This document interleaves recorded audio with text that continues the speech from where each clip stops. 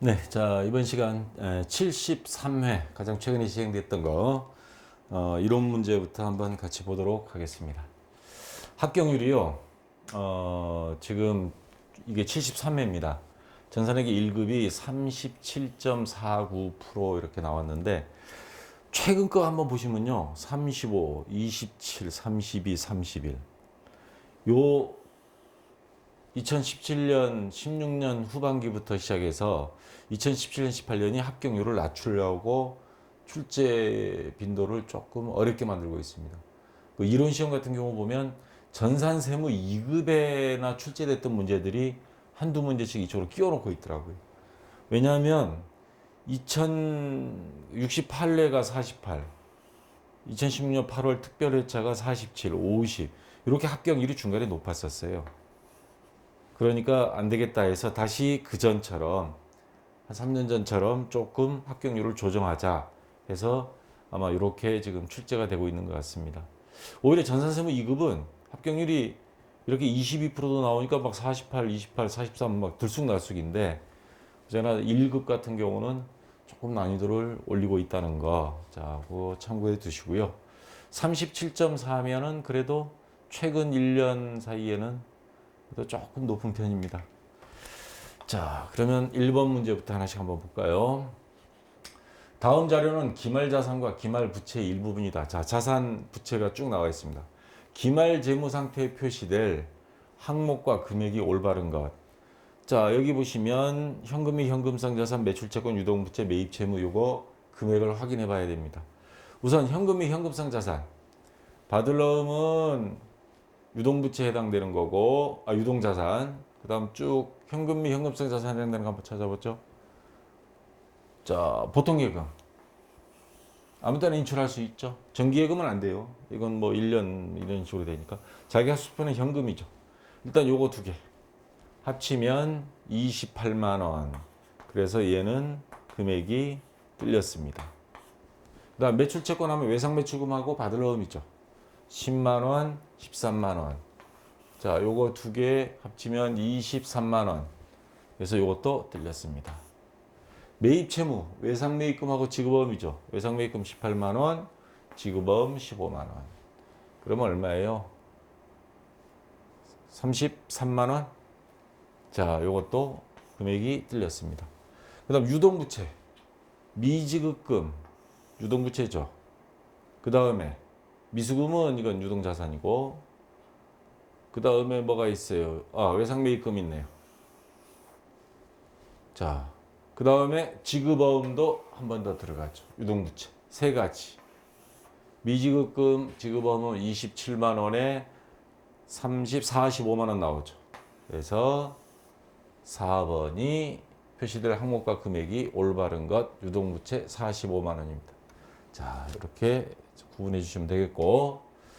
자, 그 다음에 2번 문제.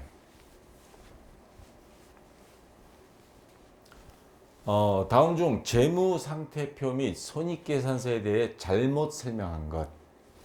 자산은 유동자산과 비유동자산으로 구분되고 비유동자산은 투자자산, 유형자산, 무형자산, 기타 비유동자산으로 구분된다. 이건 아시겠죠? 만약에 갑자기 멍 때린다 싶으면 빨리 재무상태표 가서 한번 보세요. 자, 그 다음 부채는 유동과 비유동 부채로 구분되고 사채, 장기차입금, 퇴직급여 충당 부채 계정은 비유동 부채에 속한다. 맞습니다. 자, 3번 손익계산서는 매출 총손익, 영업손익, 경상손익, 법인세 비용 차감 전 순손익 및 당기 순손익으로 구분 표시해야 한다. 맞는 것 같으면서도 혹시 여기 함정 아주 치사하게 함정 파놨어요. 경상손익 말 들어봤어요? 요거 한 10년 전에 특별이익, 특별손실 그런 게 있을 때가 있었습니다. 그때 경상손익이라는 게 있었어요. 자, 손익계산서 한번 메뉴 한번 가서 보세요. 매출액에서 매출원가 빼고 매출총이익이 나오죠. 판매비 관리비 빼면 영업이익 나오죠. 영업의 수익, 영업의 비용 빼면 법인세 차감 전 순이익, 법인세 빼면 당기 순이익입니다. 경상손익이 어디 있어요? 이거 옛날에 쓰던 거예요. 지금은 없습니다. 자, 그래서 영업 경상손익은 함정으로 파는 겁니다. 아주 치사한 함정입니다. 그래서 잘못 설명한 것 3번이 일단 정답이 되고요. 재무상태표는 유동성 배열법, 현금화가 빠른 거 순서에 따라 유동성이 큰 항목, 현금을 제일 위에 놓잖아요. 그래서 먼저 나열한다. 맞는 말입니다. 그래서 좀 치사한 문제에 2번에 3번이 정답이 됐고요. 자, 요거는 지우고.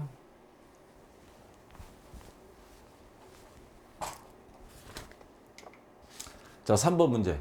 자본이 분류에 대한 다음 설명 중 잘못된 것. 자본금은 법정 자본금으로 한다. 발행 주식 곱하기 액면가액. 자, 주식 발행 초과금, 자기 주식 처분이익, 주식 할인 발행 차감은 모두 자본잉여금에 해당한다.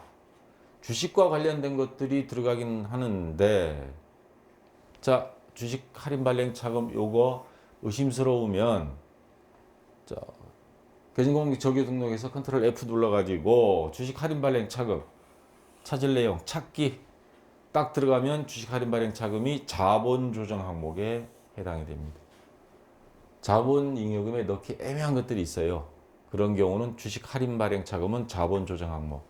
그래서 요게 들어감으로써 이것도 치사하게 함정을 파는 문제입니다. 잘못된 것 2번이 일단 정답 되고요. 자본 조정은 당해 항목이 성격으로 보아 자본거래에 해당하나 최종 납입된 자본으로 볼 수 없거나 자본이 가감 성격으로 자본금이나 자본잉여금으로 분류할 수 없는 항목이다. 그 다음 네 번째, 자본잉여금은 증자나 감자 등 주주와의 거래에서 발생하여 자본을 증가시키는 잉여금이다. 맞는 말이고요. 자, 4번 문제. 다음 유가증권 거래로 인하여 2017년 당기 손익에 미치는 영향을 바르게 설명한 것. 2017년 4월 1일 당기 시세차가 얻을 목적으로 당기 매매 증권이죠. 주식회사 한양의 주식 1000주. 자, 액면가액은 뭐 신경 쓸 필요 없고요. 우리가 구입한 금액만 6,000원씩 현금으로 취득하였습니다. 그런데 2017년 6월 30일 석 달 있다가 500주를 팔았는데 7,000원에 처분했습니다. 한 주당 얼마씩 봤어요? 6,000원에 사서 7,000원에 팔았으니까 곱하기 10만 원. 7,000원. 1,000원 이익 받죠? 1,000원. 500주 하니까 50만 원 이익 받습니다. 단기 매매 증권 처분이익 50만 원, 이익이 늘어났으니까 단기 순이익이 50만 원 증가. 맞는 말이죠. 단기 순이익 100만 원, 이건 다 팔았을 때고, 자, 나머지 감소 잘못한 거죠. 그래서 1번이 정답 되겠습니다. 자, 약간 쉬운 문제가 나왔고요. 5번 문제. 다음 회계 처리로 인하여 재무제표에 미치는 영향을 바르게 설명한 것. 업무용 차량을 취득하기로 하고 지급한 금액 선급금. 그러면 이거 차량 운반구라는 자산이 증가하는 계약금인데 이거를 뭘로 적었냐면 차량 유지비로 회계 처리해 버렸습니다. 선급금이란 자산 증가인데 비용 발생했어요. 그러니까 자산은 적게 처리했고 비용은 증가시켜 버린 겁니다. 잘못 처리한 거죠. 원래 자산 증가로 적어야 될 건데 결과는 자산 적게 비용은 많게 적어버린 게 됐죠. 자, 그 영향을 바르게 설명한 것. 수익이 200만 원 과다하게 상된다? 여긴 수익은 아무 상관없어요. 단기 순이익은 오히려 줄겠죠. 왜? 비용을 늘렸으니까. 단기 순이익은 하는데 수익은 아니고요. 비용이 200만 원 과다하게 상된다. 맞잖아요. 2번이 정답이 되고요. 자본이 200만 원 과다하게 상된다. 비용이 많아져서 단기 순이익이 줄었는데 그러면 이익잉여금도 줄어드니까 자본은 줄어들죠. 자산이 200만 원 과다하게 상된다. 자산을 오히려 줄여버렸어요. 선급금이라는 자산을. 안 적어버리는 바람에. 그래서 2번이 정답이 되겠습니다.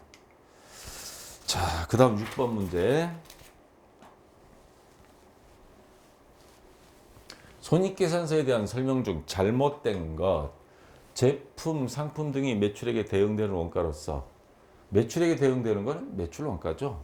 판매된 제품이나 상품 등에 대한 제조 원가 또는 매입 원가를 매출 원가로 한다. 판매비와 관리비는 제품, 상품, 용역 등의 판매 활동, 판매비, 판매, 기업이 관리 활동에서 발생하는 비용으로서 매출 원가에 속하지 아니하는 모든 영업 비용을 포함한다. 맞는 말이죠. 판매비와 관리비는 당해 비용을 표시하는 적절한 항목으로 구분하여 표시하여야 하며 여기까지는 맞아요. 급여부터 시작해서 다 우리가 지금 배우고 있는 거 급여, 복리후생비, 접대비 뭐 다 광고 선전비 다 들어가잖아요. 근데 일괄 표시할 수 없다. 이걸 만약에 묶어 가지고 판매비 관리비 통째로 얼마, 지금 우리가 이걸 배우고 있는 입장에서는 당연히 안 되는 걸로 지금 배웠잖아요. 근데 기업회계 기준에는 예외 사항을 뒀습니다.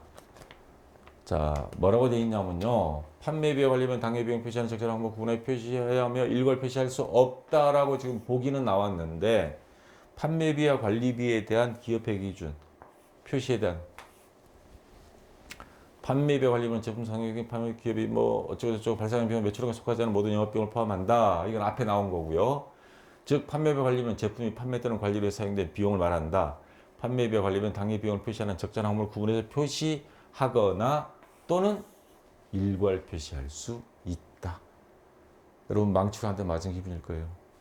그럼 우리 배운 건 뭐야? 죽으라고 배워놓고 이런 일괄 표시할 수 하거나 또는 일괄 표시할 수 있다. 예외 조항을 둬버렸어요.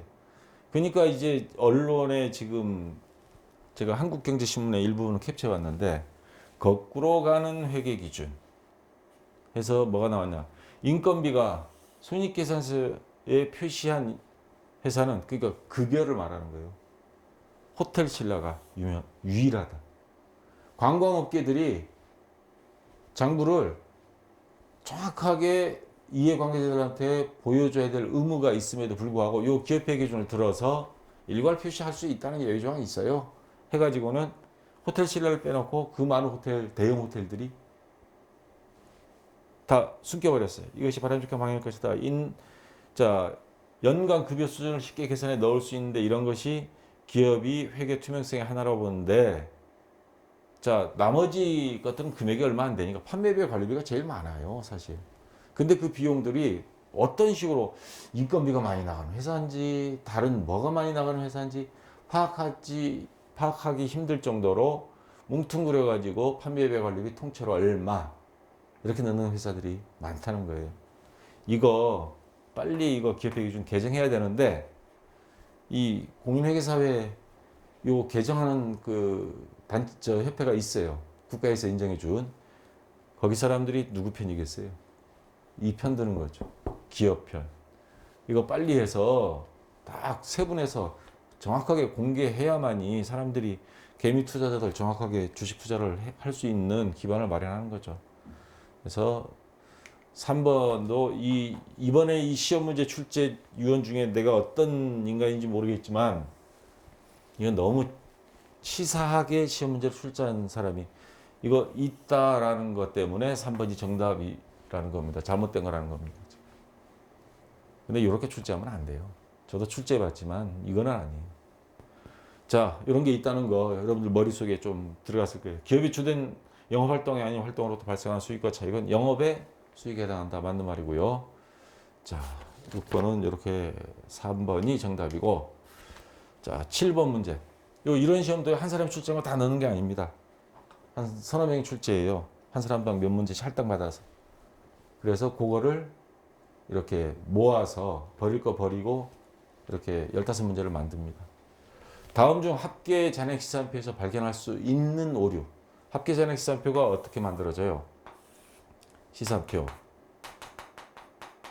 보통 뭐 약자로 TB라고 그럽니다. 트리얼 밸런스 그러는데, 여기 자산, 부채, 그리고 자본, 그리고 비용, 수익 이렇게 넣죠. 그래서 요 합계액이 일치가 되면, 요 합계액이 일치가 되면 일단 90%는 맞고 들어간 거다. 그래서 검산표입니다. 합계액만 보는 겁니다. 합계액만. 근데 동일한 금액을 차변과 대변에 반대로 적용하고, 동일한 금액 반대로 적으나 안 적으나 뭐 티도 안 날걸요. 합계액은 차변과 대변이 전기를 동시에 양쪽 다 빼먹어 버렸어요. 알 수가 없습니다. 합계액은 그러면 똑같아요. 차변과 대변에 틀린 금액을 똑같이 전개한 거. 100만 원씩 입력해야 되는데 10만 원, 10만 원 했어요. 합계액으로는 눈에 안 띄어요. 시산표는 오로지 합계액만으로 보는 겁니다. 합계액이 맞으면 통과. 차변만 이중으로 전개한 경우. 차변, 대변 10만 원씩 적어야 되는데 차변에 20만 원 적어버렸어요. 그건 합격이 틀리니까 당연히 발견할 수 있죠. 4번이 정답입니다. 자, 8번 문제. 다음 중 유동자산에 해당하지 않는 것. 보고기간 종료일부터 2년 이내에 뭐가 이상해요? 2년이 아니죠. 1년. 또 같은 사람이 출제한 것 같아요. 현금화될 것으로 예상되는 자산. 이거는 우리가 뭐 머릿속에 딱 박혀 있으니까 유동, 장기, 단기 구분하는데 1년이잖아요. 비유동 자산은 1년 이상, 유동 자산은 1년 이내. 그래서 답은 그냥 나왔습니다. 1번. 사용이 제한이 없는 현금 및 현금성 자산. 기업이 정상적인 영업 중에 내실현될 것으로 예상되거나 판매 목적 또는 소비 목적으로 보유하고 있는 자산. 자, 이거 뭐 재고 자산 같은 거. 단기 매매 목적으로 보유하고 있는 자산. 뭐 단기 매매 증권 여기 다 들어가는 거죠. 자, 그래서 8번에 1번이 정답이고요. 자, 원가 회계로 들어갑니다. 다음 자료를 보고 선입선출법에 의한 직접 재료비 및 가공비 각각 완성품 환산량을 계산하면 얼마인가? 자, 종합원가에서 가장 핵심이 바로 이겁니다. 미완성된 미완성품을 완성품으로 환산을 해야만이 그래서 월말 제공품 금액 계산 맞춰서 제조 단가를 계산합니다. 그래서 월말 제공품 평가액에서 완성품 환산량, 완성품 수량 플러스 나머지 미완성품, 월말 제공품과 선입선출법으로 하게 되면 또 월초 제공품 환산량을 빼줘야 돼요. 여러분들은 요 공식만 지금 거의 대부분 시험 나옵니다. 이것까지 다 하는 문제는 시간이 많이 걸려서 아직까지 출제는 안 되고 있는데 요 공식만 대입해서 이걸 풀면 됩니다. 자, 기초제공품, 월초제공품 나왔어요. 만 단위, 완성도는 60%. 기말제공품, 여기서 말하는 월말제공품 2만 단위, 완성도는 40%. 착수량은 4만 단위인데 완성품 수량이 3만 개. 그러면 만 개가 지금 미완성인데 근데 기말 제공품이 보면 2만 단위인데 완성도가 다 달라요. 자, 기초가 만 단위고 직접 재료비는 공정 50% 시점에서 전량 투입되고 그러면 49%까지는 재료비는 안 들어간다는 거예요. 이게 핵심입니다. 이 문제. 49%. 그러니까 이거 40%다. 이거 재료비는 안 들어가고 가공만 한 거예요. 월 기초제품에는 들어갔어요. 60%니까. 가공비는 공정 전반에 걸쳐 균등하게 발생한다. 그냥 1%면 1%만 가공비는 들어갔다는 소리예요. 자, 그러면 여기서 우선 재료비, 월말 제공품, 재료비부터 구하겠습니다. 요 공식에 맞춰서 완성품 수량 3만 단위. 3만. 자, 그 다음에 플러스 월말 제공품 환산량 플러스 월말 제공품, 기말 제공품 2만 단위인데 완성도가 40%예요. 아까 뭐라 그랬어요? 50%에 투입된다 그랬죠. 재료비는 월말 제공품에는 재료비가 하나도 안 들어갔다는 소리예요. 그다음 마이너스 월초 제공품 환산량. 월초 제공품이 만 단위인데 완성도가 60%. 그러면 전량 투입된다 그랬죠. 50%에서 그냥 한꺼번에. 그러면 만 단위, 여기는 완성도가 만 단위가 됩니다. 100%로 보는 겁니다. 전량 투입되니까. 그러면 이게 얼마예요? 3만에서 만 빼면 월말 제공품 재료비는 2만 단위. 자, 2만 단위. 답은 이미 나와버렸네요. 그 다음에 가공비 한번 계산해 볼까요? 가공비. 월말 제공품 가공비 완성품 환산량. 자, 완성품 수량 똑같습니다. 3만. 플러스 월말 제공품 환산량. 가공비는 진척도에 따라 한다 그랬으니까 40% 2만 곱하기 하면 8천 단위 마이너스 월초 제공품 환산량. 월초 제공품 만 단위의 완성도 60% 그러면 6천.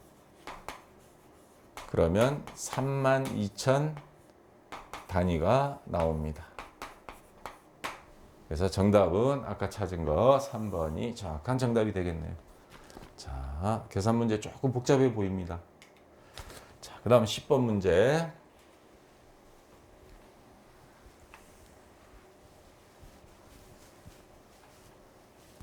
다음은 재고자산 가액 계산 방법이다. 성격이 다른 것. 재고자산을 기말 상품 재고액 요 재고 금액을 파악하려면 단가 곱하기 수량해야죠. 그러면 재고자산을 계산하는 방법에는 일단 단가가 얼마냐, 수량은 몇 개냐, 이걸 찾는 게 방법인데, 우리가 알고 있는 선입선출법, 후입선출법, 이동평균법, 총평균법, 요거는 단가를 하는 거예요. 왜냐하면 이게 구입할 때마다 물가가 변동이 있어서 단가가 오르락내리락해요. 그러면 어떤 걸 기준으로 할 거냐? 선입선출법으로 할 거다, 후입선출법으로 할 거다, 이동평균법으로 할 거다 하는 단가를 결정하는, 가격 결정, 단가 결정하는 거는 바로 요 이동평균법, 요런 거예요. 근데 재고자산 계산 방법은 수량과 단가가 두 개 다 알아야 되거든요. 근데 여기서 성격이 다른 하나를 찾으라 그런 겁니다. 엑스맨을 찾으라는 거예요. 얘는 가격, 단가를 결정하는 방법이고, 실지재고조사법, 계속기록법, 혼합법, 이거 뭐냐면, 자, 계속기록법. 매일매일 오늘 몇 개 남았지? 단가는 생각 안 해요. 몇 개 남았지? 수량만 매일매일 파악하는 거. 물건 가지수가 많지 않은 데는 돼요. 대형마트에서는 이게 불가능하죠. 그래서 실지재고조사법.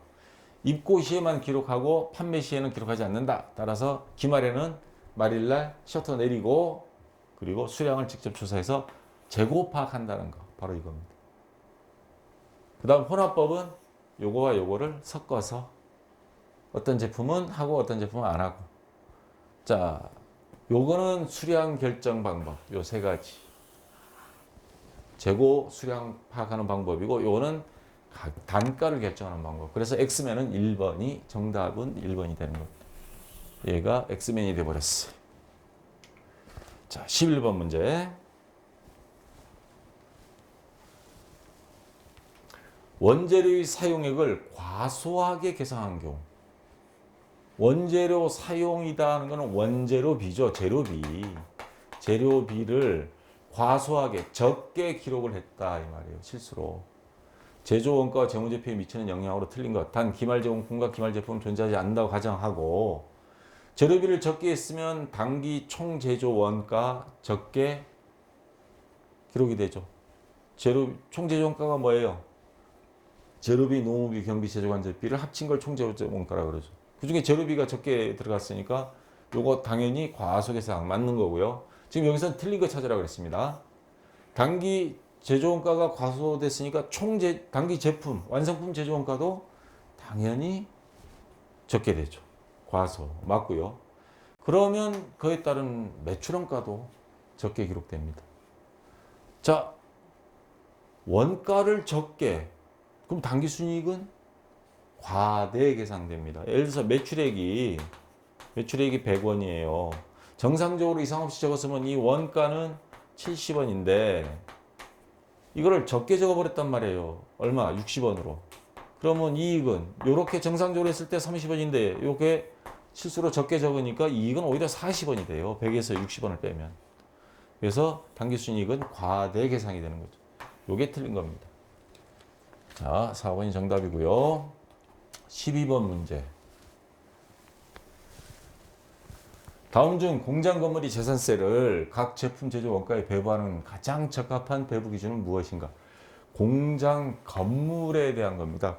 건물이 어때요? 면적이 클수록 당연히 비싸고 재산세도 많이 내겠죠.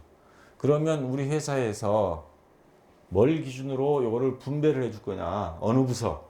각 제품 생산 라인이 면적 비율. 생산 라인이 예를 들어 3개가 있어.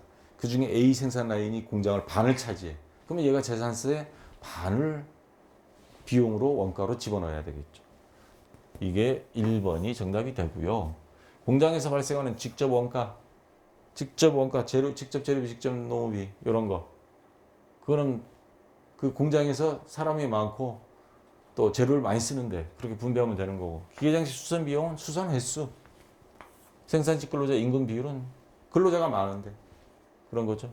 자, 여기서는 어쨌거나 뭐 가장 공장 건물의 재산세에 대한 것만 생각하면 되니까 제품 생산 라인의 면적 비율 이걸로 하면 되겠습니다. 자, 13번. 다음 중 부가가치세에 대한 설명으로 틀린 것. 부가가치세의 납세 의무자는 영리사업자에 한정한다. 자, 또 함정 파놨어요. 이거 영리 비영리 구분 없습니다. 기업회계 기준에. 자, 보시면 부가가치세 납세 의무자, 부가가치세를 신고하고 납부해야 될 사람을 말하는 거예요. 영리를 목적으로 하는지 아닌지에 관계없이 사업상 독립적으로 재화 또는 용역을 공급하는 자가 된다. 이러한 납세 의무자는 개인, 법인, 국가, 지방자치단체 포함, 지방자치단체 조합까지. 대표적인 케이스들이 여러분들 제주공항 이용하시죠? 거기에 보면 면세점 있잖아요. 여기 김포공항은 없잖아요. 면세점이. 뭐 담배 같은 거 살 수 없는데 제주공항에서 살 수 있잖아요. 그 JDC라고 제주도 관광 무슨 뭐 개발 조합해서 도에서 운영하는 겁니다. 거기서 이 부가세 당연히 납부합니다. 법인격 없는 사단, 기타 단체가 포함된다. 부가세법 제2조에 있습니다. 그래서 영리, 비영리 관계없이 비영리인데도 영리 사업을 부분적으로 해요. 그 이익을 뭐 개인이 가져가는 게 아니어서 그렇지. 그래서 틀린 것 1번이 정답이 되고요. 부가가치세는 원칙적으로 사업장마다 신고 납부해야 된다. 사업장이 2개일 때는 원칙적으로는 2개. 물론 예외 있습니다. 주사업장 총괄 납부 신청을 하면 한 군데서 일괄할 수는 있습니다. 예외적으로. 상품이 단순한 보관 관리만을 위한 장소로 설치 신고를 한 장소나 하치장은 사업장으로 사업장이 아니다라고 인정해 줍니다. 다 맞는 거고요. 1번이 틀린 겁니다. 14번 문제. 다음은 부가가치세법상 공급 시기 과연 언제 판매된 걸로 보느냐. 재화의 이동이 필요할 때는 그 재화가 인도될 때, 저 물건 넘겨줄 때. 그래서 선박 수출하는 경우 선적할 때 주로 많이 하죠. 재화의 공급으로 보는 가공의 경우 물건이 왔다 갔다 하는 게 아니고 이거를 가공해 주세요. 시장에 가서 참기름 깨를 들고 가서 이거 참기름 빠주세요. 그러면 참기름 가공해 가지고 받을 때, 가공된 재화를 인도할 때 깨가 참기름으로 바뀌었잖아요. 자, 가공만 해주는 업체들 있죠. 뭐 시장에 가면 생선 사가지고 위에 가서 2층에 올라가서 뭐 회 떠주는 데도 있고. 자, 맞고요. 반환 조건부 판매, 동의 조건부 써보시고 마음에 드시면 쓰세요. 뭐 안마의자 같은 거 나오죠. 그 조건이 성취되어 마음에 들어요. 살게요. 이때가 공급식입니다. 상품권 등을 현금 또는 외상으로 판매하고. 자, 상품권 백화점 같은 데 가서 뭐 이마트 신세계 백화점 상품권을 샀어요. 이마트에 쓸 수 있잖아요. 그러면 이마트 입장에서는 그 판매를 나는 돈을 줬지만 그쪽에서는 판매 시기를 언제로 보느냐. 근데 이마트 상품권은 반환도 아마 되지 않나 싶은데 저 그런 거 안 써봐서 모르겠는데 언제 판매 시점으로 볼까? 상품권 판매할 때냐 아니면 그 상품권 들고 와서 물건을 사갈 때냐? 여러분 생각은? 상품권을 판매했을 때가 아닙니다. 그 상품권이 물건으로 교환이 될 때가 보는 겁니다. 이거는 상품권은 말 그대로 그냥 상품권으로 그 계약금 받은 것처럼 그냥 생각하는 거예요. 계약금 받았다가 돌려주기도 하잖아요. 그래서 요 잘못된 것, 상품권은 그 상품권을 판매한 때가 아니고 그 상품권을 가지고 와서 물건을 사갈 때, 그때 판매 시기, 공급 시기로 본다. 14번에 4번이 정답 되고요. 자, 요거 교재에 있는 거 제가 캡처해서 왔는데 되게 어려워하죠.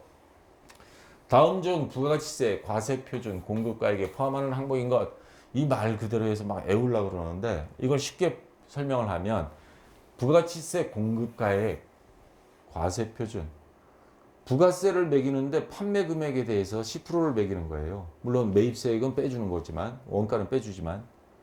그러면 중요한 거는 도대체 매출액이 얼마냐. 이거 공급가액 과세표준에 포함하는 거, 이거 매출액을 말하는 거예요. 매출액에 더해야 될 것. 근데 포함하지 않는 거, 아, 이거는 매출액에서 빼줄게. 아, 이것까지 내가 세금 받으면 미안하지. 매출액에서 차감. 매출액에 더해야 될 거. 일반적인 매출액이 있고 그 매출액에 추가로 더할 것들이 있어요. 그 다음에 이건 매출액에서 빼줄게. 그 다음에 얘가 골 때리는 거죠. 매출액에 요거를 매출액에 더하거나 빼거나 가감하지. 얘는 아예 애시당초 더할 생각도 하지 말고 여기에 끼일 생각도 하지 마.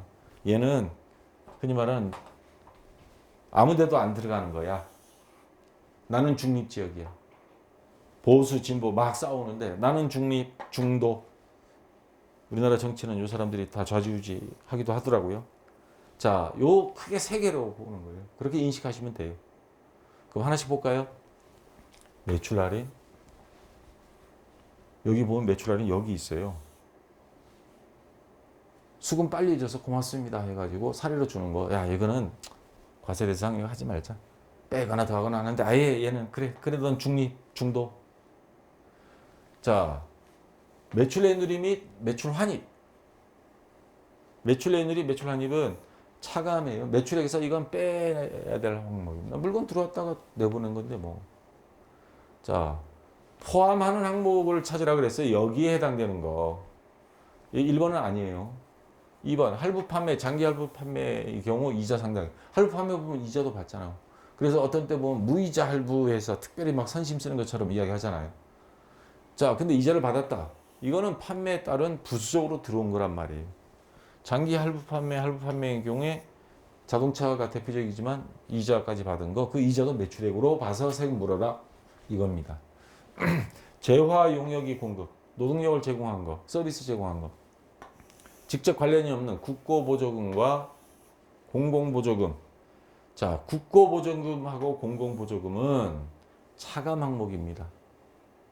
국가에서 보조금 받는 경우 있잖아요. 뭐 요즘 뭐가 있죠? 핸드폰 보조금은 여기 안 들어갈 거고 그건 국가에서 주는 건 아니니까. 국가에서 뭐 쌀 같은 거 보조금 주는 경우 있죠.